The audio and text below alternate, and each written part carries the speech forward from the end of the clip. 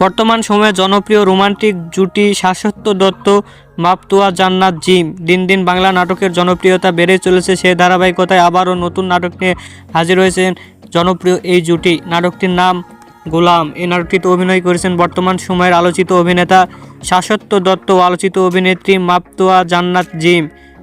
এই নাটকটি রচনা করেন সুজিত বিশ্বাস এবং পরিচালনা করেন বাবু সিদ্দিকী। নাটকটি খুব শীঘ্রই এনটিভির ইউটিউব চ্যানেলে প্রকাশিত হবে। আপনারা দেখতে চাইলে অবশ্যই এনটিভির ইউটিউব চ্যানেলে 20শে ফেব্রুয়ারি চোখ রাখুন এবং নিয়মিত নতুন নতুন নাটকের আপডেট পেতে হলে অবশ্যই চ্যানেলটিকে সাবস্ক্রাইব করে রাখুন। পরবর্তী ভিডিওর জন্য অপেক্ষা করুন।